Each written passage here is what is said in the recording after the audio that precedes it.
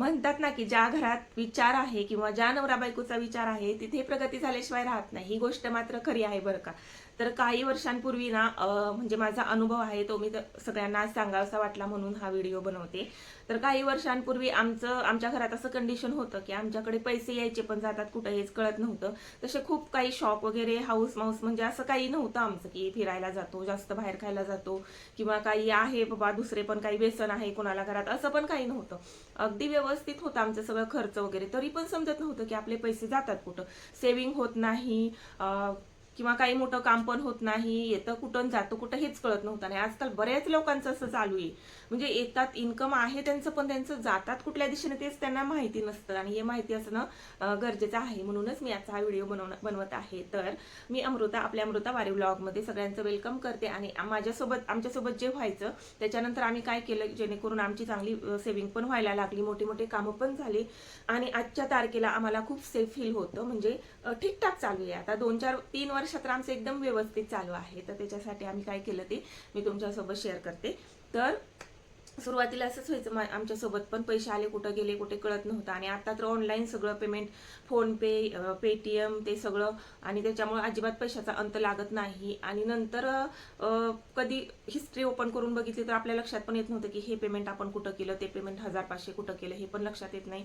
Balance check केला तर बॅलन्सच कमी दाखवतो किंवा संपूर्णच गेलेला असतो कधी कधी, असं व्हायचं. मग आम्ही दोघांनी एक दिवशी विचार केला की एकत्र बसून की आपण काय केलं पाहिजे. आता आपली 2 मुलं झाली, जेव्हा पहिलं मूल होतं तेव्हा एवढं काय नसतं, जेव्हा दुसरं पण होतं ना तेव्हा एवढी जिम्मेदारी गळ्यात येते की मग असं वाटतं नाही आता आपल्याला काहीतरी केल्याशिवाय भाग नाही. म्हणून मग आम्ही दोघांनी असंच बसून एके दिवशी विचार केला आणि तेव्हापासून आम्ही ठरवलं की आता दर महिन्याला आपण काय करायचं, आपली जेवढी सॅलरी येते ना किंवा जेवढं इन्कम आहे आपलं त्याच्या काही पर्सेंट सॅलरी आपण दुसऱ्या अकाउंटला ट्रान्सफर करून ठेवायची. तेव्हापासून आम्ही काय करायचो, 50% आमची सॅलरी आम्ही महिन्याच्या सुरुवातीलाच आम्ही ट्रान्सफर करून ठेवायचं. म्हणजे पहिली गोष्ट काय तर महिन्याच्या सुरुवातीला सेव्हिंग करायची. त्याच्याने काय होतं की आपली काही रक्कम ठराविकपणे सेफ राहते आणि त्याच्यामुळे आपण राहिलेल्या पेमेंटमध्ये आपल्याला असं असते की आता एवढे पैसे आपल्याकडे शिल्लक आहेत, एवढ्यामध्ये आपल्याला घर चालवायचं. आणि जे इतर खर्च असतात ना ते अस्ताव्यस्त खर्च, ते खर्च होत नाही, त्याच्यामुळे आपली सेव्हिंग होते. तर आता हे कसं ज्याच्या त्याच्या फॅमिलीवर डिपेंड आहे, कोणाच्या फॅमिलीमध्ये जास्त मेंबर असतील तर तेवढी जास्त सेव्हिंग नाही होत. आता आम्ही 5 जण होतो तरी आम्ही 50% जरी पैसे बाजूला काढून ठेवले तरी आमचे 50% मध्ये आमचं आरामात होऊन जायचं, त्यातून पण शिल्लक राहायचे. तर दुसऱ्या महिन्यात आमचं अजून काहीतरी एक्स्ट्रा आणि छान मोठं असं काम व्हायचं. असं व्हायचं, अगदी विचाराने केलं ना तर होऊन गेलं सगळं. आणि दुसरी गोष्ट म्हणजे डीमार्ट आणि ऑफरला कधीच अडकू नका, फसू नका. मला खूप वाईट सवय होती.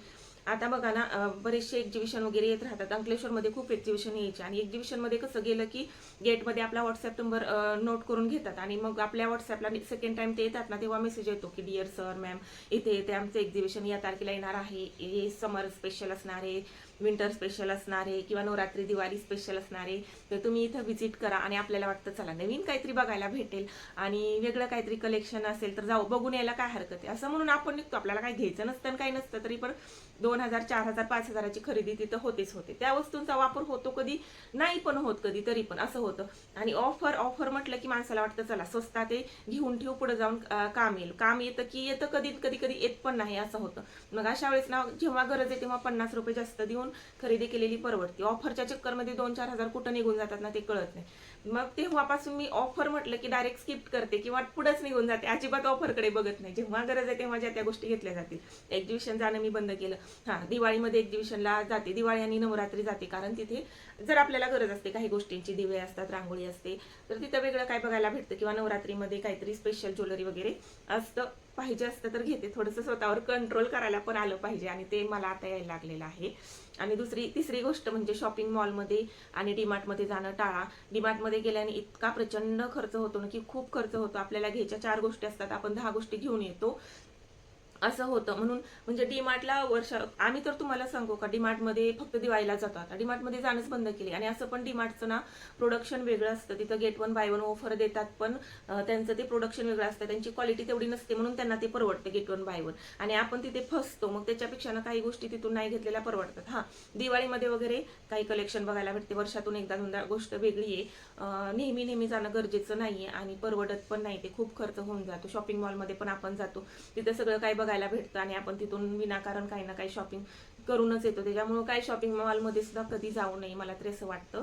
आणि मी आता ती सवय लावून घेतलेली आहे, आम्हाला सवय झालेली म्हणून म्हणून आम्ही जास्त काही खरेदी करत नाही शॉपिंग मॉलमध्ये वगैरे जाऊन, त्याच्यामुळे चांगले पैसे बऱ्यापैकी सेव्ह होतात. नंतर ना बाहेर खाणं पिणं पण आम्ही कमी केलं, म्हणजे महिन्यातून एक वेळा ठीक आहे.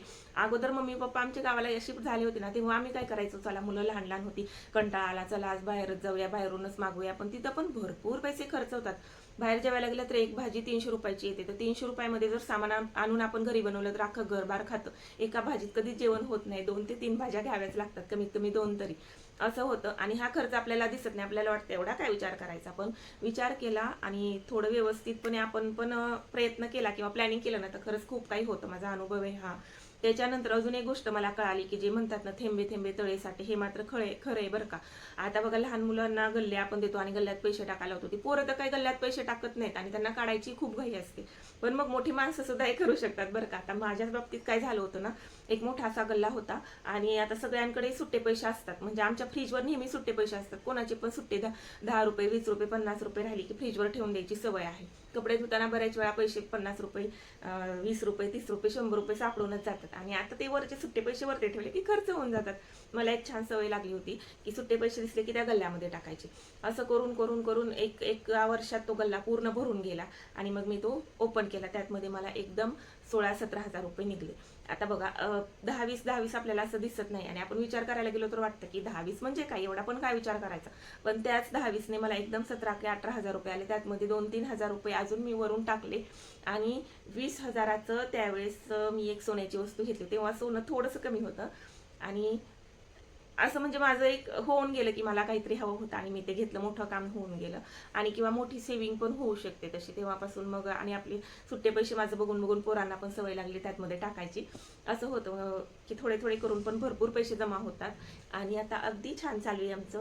तुम्ही पण असंच करा, म्हणजे लोकांचं एकमेकांकडून बघूनच शिकतो आपण, एकमेकांचं ऐकूनच शिकतो आणि माझं पण बघून कोणीतरी काहीतरी शिकावं आणि त्यांच्यासोबत पण काहीतरी चांगलं व्हावं म्हणून हा व्हिडिओ बनवते. तर तुम्हाला काय वाटतं, आवडला की नाही, माझं मत पटलं की नाही, कमेंट करून नक्की सांगा. भेटूया उद्याच्या व्हिडिओमध्ये, तोपर्यंत नमस्कार.